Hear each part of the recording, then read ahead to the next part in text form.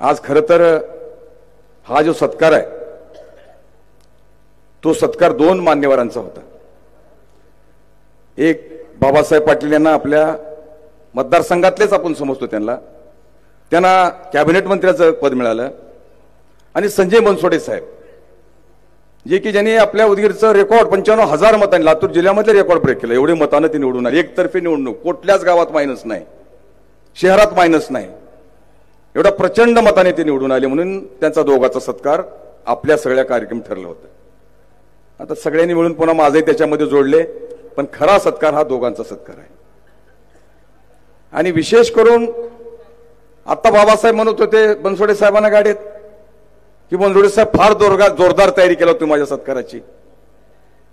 तर मी म्हणलो साहेब ह्याला खूप मोठं मन लागतंय। बनसोडे साहेबांनी त्या बैठकीत म्हणले माझा सत्कार नको, आपल्या जिल्ह्यामध्ये एक कॅबिनेट मिळाले आणि माझ्या पक्षाच्या नेत्याला मिळाले, मग त्यांना तुम्ही मध्ये त्यांचा अगोदर करा। आणि हे भाग्य बाबासाहेबजी तुमच्या अहमदपूरला मिळाले, आमचा नंबर अगोदर लागला। आता तुमचा तिथं अहमदपूरला नंतर, पण आम्ही अगोदर तुमचा सत्कार आमच्या उदगीरच्या नागरिकांनी घेतला। आणि तुम्ही ज्या दिवशी तुमचं कॅबिनेटमध्ये नाव आलं त्या दिवशी आम्हाला सुद्धा आनंद झाला, कारण तुमचे आमचे संबंध फॅमिली संबंध आहेत। बाळासाहेब जाधव साहेब माझे बंधू, व्यंकटराव केंद्रे सख्या भावासारखं त्यांचं प्रेम होतं। अनेक वेळेस ते माझ्या घरी आलेले आहेत, आम्ही त्यांच्या घरी गेलो आहेत, म्हणून तेवढाच तुमचा आनंद आम्हाला झाला। ज्या दिवशी तुमचं कॅबिनेटमध्ये नाव आलं, हे खरं आहे की बनसोडे साहेबाला सगळ्या मतदारसंघामध्ये उदगीर आणि जळकोट मतदारसंघात असं वाटत होतं की त्यांना आता कॅबिनेटचं चांगलं खातं मिळालं। पण दोघांपैकी कसं असतं, त्याग समान करता येतो, राजकारणाचं फार दुःख आहे, कटू सत्य आहे, त्याग समान करता येतो, पण सत्ता मात्र समान उपभोगता येत नाही, एकच। आणि मग कोणाचा तर एकाचाच नंबर लागणार होता, त्याच्यामध्ये बाबासाहेबाचा लागला।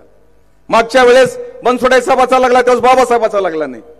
त्यावेळेस अनेक लोकांनी बाबासाहेबाला म्हणत तुम्ही सिनियर आहात, तुमची दुसरी टर्म आहे, बनसोडे साहेबाला कसा लागला नंबर त्यांचा, त्यांनी म्हणले व पक्षाचा निर्णय अंतिम असतो। त्यावेळेस त्यांनी मोठं मन केलं, आणि ह्या वेळेस बनसोडे साहेबांनी मत केलं, छोटे दिल से कोई बडा नहीं होता और टूटे दिल से कोई खडा नहीं होता, दोघांचे मन मोठे आहेत। आणि म्हणून या प्रसंगी माझी जी निवड झाली आहे ती ऊसतोड कामगार, आपल्या मराठवाड्यामध्ये महाराष्ट्रामध्ये 50 लाख ऊसतोड कामगार आहेत। आणि मुंडे साहेब हे ऊसतोड कामगाराचे पुत्र होते, त्यांच्या घरी जन्माला आले होते। एक सामान्य ऊसतोड कामगारांचा मुलगा म्हणजे मुंडे साहेब। शून्यातून त्यांनी विश्व निर्माण केलं। विधानसभेमधले त्यांचे भाषण खूप मोठे गाजले। ती विशेष करून असं एक नेता होता की जो कामगाराचाही नेता होता आणि शेतकऱ्याच्या ऊसाचाही नेता होता, त्याचं नाव गोपीनाथराव मुंडे साहेब होतं। नंतर त्यांनी कारखाना काढला, त्याचा नेता झाला। अगोदर कामगाराचे होते, ऊसतोड कामगाराचे ते महाराष्ट्राचे अध्यक्ष होते। आणि ते विधानसभेमध्ये नेहमी म्हणायचं की हे आमचं पाप आहे, ऊसतोड कामगाराच्या आम्ही पोटाला जन्माला आलो, आमची मुलं शिकू शकत नाहीत, शाळा शिकू शकत नाहीत, जगू शकत नाहीत, त्या कठीण प्रसंगातून आम्ही जन्माला आलो। पण मला एक माझं स्वप्न आहे म्हणायचे की मी माझ्या मुलांना पुन्हा ऊसाचा कोयता हातात देणार नाही, असं त्यांच्यासाठी मी निर्माण करेन की त्यांनी पुन्हा ऊस तोडायला जाऊ नये। आणि म्हणून त्यांनी सरकारला सांगितले त्यांच्यासाठी शाळा काढा, आश्रमशाळा काढा, हॉस्टेल काढा, वसतिगृह काढा। आणि सरकारनं हजारो कोटी खर्च करून मराठवाड्यामध्ये महाराष्ट्रामध्ये त्यांच्या मुलासाठी शाळा काढले, आश्रमशाळा काढायचं चालू आहे। जवळपास अनेक शाळांचं बांधकाम चालू आहे, वसतिगृहाचं काम चालू आहे। आणि त्याच्यात त्यांनी गेल्यानंतर त्यांच्या नावावर एक मंडळ स्थापन करण्यात आलं। आणि ते मंडळ मला टीव्हीवर पेपरमधून कळालं की मला असं मिळालंय म्हणून। पण मला एवढंच म्हणायचं होतं की मी साहेबाच्या नावावर मी खुश होतो की गोपीनाथ मुंडेचं एक नाव आहे आणि त्या नावाचं मंडळ मला मिळालेलं आहे। आणि म्हणून मी माझ्या आयुष्यामध्ये त्या मंडळाला न्याय देण्याचा मी प्रयत्न करेन। उदगीर मतदारसंघातच बनसोडे साहेबाच्या अगोदर मी आमदारकी केलो, माझ्या अगोदर सन्माननीय बाळासाहेब जाधव साहेब होते, आता ज्यांचा उल्लेख दोघा तिघांनी केला। बाळासाहेब जाधव साहेबांनी 3दा उदगीरचं नेतृत्व केलेलं आहे। आमदार कसा असावा, door to door, table to table. आणि विशेष करून मी आता दुपारी बाबासाहेबांना सांगितलं, बाबासाहेब बाळासाहेब उदगीरला यायचे तर 18 पगड जातीचे लोक त्यांच्या बरोबर राहायचे, ओबीसी, दलित, मुस्लिम मोठ्या प्रमाणात ते आपल्या बरोबर ठेवायचे, सर्व जातीला मिळून त्यांनी नेतृत्व दिलं। आणि ते अहमदपूरला गेल्यामुळे माझा नंबर लागला आणि मला त्यांच्या सोबत फिरण्याची राहण्याची संधी प्राप्त झाली। डोर टू डोर, पण टेबल टू टेबल कशा फाईल हलवायच्या असतात। आपल्या अहमदपूरला उदगीरला एवढे साठवण तलाव झाले, त्याचं मी श्रेय या जाहीर सभेत बाळासाहेब जाधवना देतो। का, त्या आपल्या भागात पाणी उपलब्ध नव्हतं, त्यांनी पटवून दिलं सरकारला की आमचं पाणी अगोदरचं तळ भरलेले आहेत, त्या तळ्यात माती भरलेली आहेत, त्या मातीचं आम्हाला पाणी द्या. आणि त्याच्यावर सरकारनं मंजुरी दिल्यानंतर अहमदपूरमध्ये उदगीरमध्ये अनेक मोठमोठे साठवण तलाव झाले. तर ते काम करण्याचं बाळासाहेब जाधवनी केलेलं आहे. त्यांच्यानंतर मी केलो, माझ्यानंतर माता बनसोडे साहेब सुद्धा त्यांनी आपल्या उदगीर मतदारसंघात असं गाव नसेल, असा तंडा नसेल, असं वाडी नसेल, प्रत्येक ठिकाणी जाण्याचं काम केले. अति कष्टी, अति मेहनती असा हा माणूस बनसोडे साहेब होता. बाबासाहेब आता तुम्ही मंत्री आहात म्हणून उदगीरचे लोक जमले. दुसरा कोणी मंत्री असता तर दुःखाच्या छाया ते सगळे लोक वाटते. अनेक आताही लोकांना वाटते की बनसोडे साहेब मंत्री होच वाटते. ही इच्छा होती लोकांची. आणि म्हणून तुमचा राग म्हणून नाही, तुमचा द्वेष म्हणून नाही, पण त्यांच्या कामाची पावती. आणि त्यांनी इथे एक स्वप्न बघितलं होतं बाबासाहेब, त्याची जबाबदारी आता तुमच्यावर आहे.